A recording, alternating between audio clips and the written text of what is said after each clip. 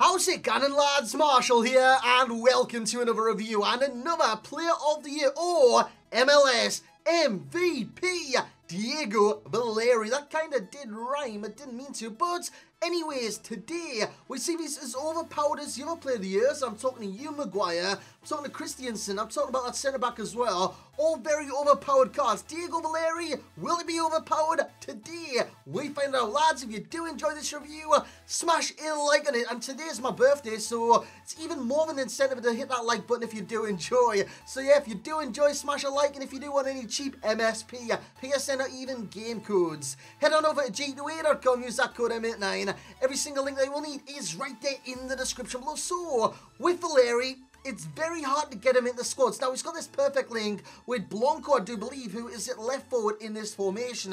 So he's got that perfect link, and you can get like Alessandrini on the right-hand side, switch formation in games, bring Blanco out, which is exactly what I did. I brought Vidal in off the bench, went 4-1-2-1-2, Valeri at cam with Rui Costa and Alessandrini at striker. Did he do well? Did he do well? You're going to see in just a second. But the team around him, we do have David here, Valencia, Bay, Marquinhos, Marcal. We have Luis Gustavo in centre defensive mid, where he did play in the 4-1-2-1-2. Pogba's in there, Alessandrini, Blanco for that perfect link, and Rui Costa. And with the perfect link as well, you can't really, without that perfect link or an MLS squad, get this guy into a team unless you run Argentina or Icon, so he's going to be more than often used on off the bench. I should have probably done a Super Subs episode on this guy, but I wanted to see what he was like on full chem. That's exactly what we're going to do today. We're going to see what he's like on full chem at the cam position. See if he can kind of do the Pirlo-esque things with the great passing that he's got of 87, with the great shooting that he's got of 87, and the great dribbling as well. And of course, this card is meant to have the El Tornado, which I just couldn't perform with the card. I couldn't perform, so you'll probably be getting that in the future, the El Tornado or the El Tornado, whatever you want to call it. So, without any further ado, let's get into the review. So here we go then, lads, and if you want me to sum up this review in one word, I will. It's cheap. It's very, very cheap, 20 to 25k on the Xbox and the PlayStation. If you've got nothing in your club whatsoever, more than often than not, you've got a discard inform, you've got an untradeable inform, you've got untradeable players, so this brings his price down significantly.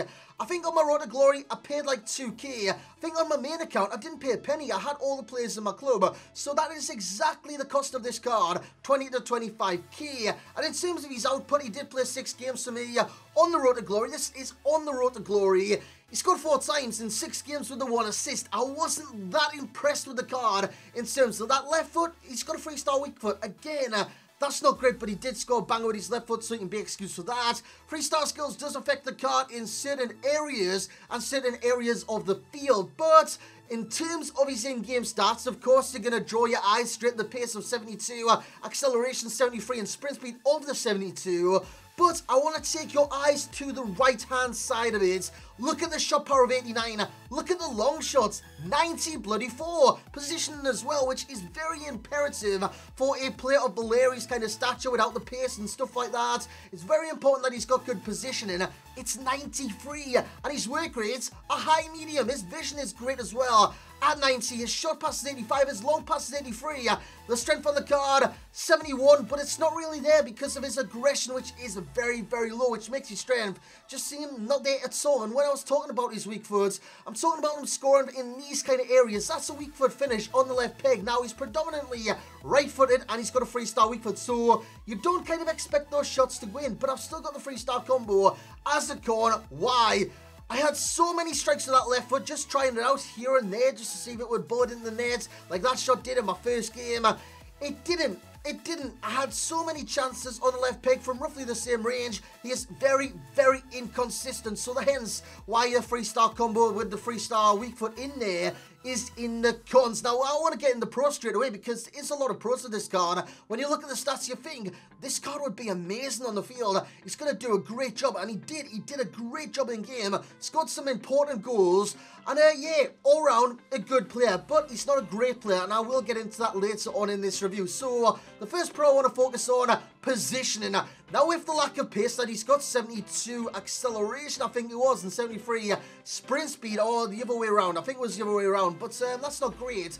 And with that, you need good positioning. He's got high to medium work rate. It's perfect. That is brilliant. But you also need a good positioning stat because you need to float into the areas where you're going to get into space, to receive the ball, the 1-2s, and get into areas where you can really affect the game. Now, I'm talking about these areas on the edge of the area because his long shots are so high and his passing is so high, so his creativity is very, very good. But also, he's got a deadly kind of, I don't know, in front of goal, he's got a deadly outcome because of the shot power, the long shots, and the finishing. But it's not always the same on that left peg. This is great dribbling from Valeri. How about those apples right in the top corner with the finesse from range? And the finesse itself did have quite a bit of power in it. So long shots is in the pros as well. I can't kind of disregard the long shots in any way, shape or form. You've already seen two. One with the left peg, one with the right. Both different kind of shots. One power, one finesse. So it's the best of both worlds with Diego Valeri. And those are the positions that he gets in. So that's great for the card. You could bring him on off the bench. It could be a late kind of stage in the game, maybe 60 minutes plus against tired legs and tired kind of CDMs tracking back. Poor marking his Bakayoko, left him to the centre back there.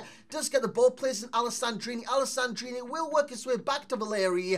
But yeah, when he comes on, or if he comes on late in the game, he's going to get into areas to score goals and punish teams and create chances. And if you kind of couple that with another player of the year, I'm talking about you again, Maguire. Play the through balls from Valeri to Maguire because his passing is very bloody good. And if you can kind of link up the passing with fast strikers, with great movements, you're going to create so many opportunities. And Valeri, his passing is phenomenal. So what are the rest of his pros? We have the shot power, we have the long shots, which I spoke of, but I can also say his first touch is immaculate. Every single bloody time you visit the ball in his feet, it is instantly controlled. So it's always under his spell, and with him being a cam, you need him to have good first touch, because if he's got a good first touch, you can do stuff like that. Take a touch, have a shot, or take a touch, have a pass. Take a touch, go on the dribble. He's got very good dribbling stats. At the same time, his agility, very good. I think it's 80. His balance is good as well. But the worst stats with the card, aggression, 59. His strength is not too bad. It's in the green. It's in the 70s. But at the same time, he's not aggressive in the challenge. And against CDMs with very high aggression and very high strength, like a Bakayoko, you've got no chance. You've got no chance. He's 5'10". He does get pushed off the ball quite easily. That's very unfortunate. So he's not the most evasive character in the world. He's quite robust. And yeah, he will get pushed off the ball because he's not very strong. That left-footed strike there coming off the crossbar. And there, yeah, the rest of his guns, we have the overall pace. And you might be wondering, that's just nitpicky because his pace doesn't look too bad. Lads is 72. He's got 72 acceleration. No, I'll keep getting that the wrong way around. He's got 73 acceleration. Again, not great. It takes him a while to hit a blistering top speed of 72. Of course, you can put a Hunter, Shadow, Catalyst, whatever kind of chem style you want on the card. I went with what Nev said. Nev said Maestro would suit him well because it'll enhance his already great stats, and it definitely did. Maestro was a great card for the card. A great card for the... yeah, great card for the card. It really was. It come close there with the free kick, and I've got to say his free kicks, his stats were great. My free kick abilities on this game, shite every single time. The strength is bad in the freestyle combo. Freestyle skills, no bueno, no bueno. I want a cam that can pass, that can shoot, that can get into situations like Alessandrini was in there. We can roll out of it with a stop and turn or something like that. I want him to be able to skill out of those zones. And with Valeri, he can't really do that, unfortunately. So overall, he is a good player. He's not a great player. He could be an impact player off the bench. But again, he's not a great player. So he's going to get a good rating, not a great rating. 7.2 for myself. It's actually not too bad because his technical stats are very, very good. He's a technical player, but he's not kind of physically there. He's not physically there in terms of pace, in terms of strength, and in terms of the traits and stuff like that. He's just not there in those certain categories. But he could have the El Tornado coming very soon. I did try it offline and online with the El Tornado. It didn't work in both kind of game modes. So unfortunately, right now, as I'm doing this video, he doesn't have the El Tornado, the El Tornado, the El Sonado. I don't know. But the value for coins is very high, 9.6. Why is his value for coins so high and his rating so low?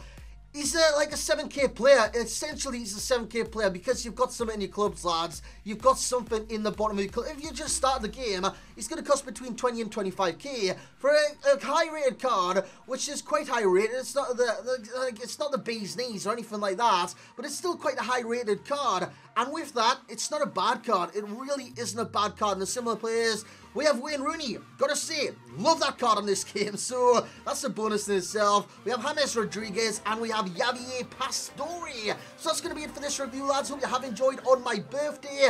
Thanks to all the birthday wishes on Twitter as well, and maybe even in the comments. It is massively, massively appreciated. So subscribe if you are new to the channel. Smash the hell once again out with that thumbs up button, and I will catch you all next time, lads.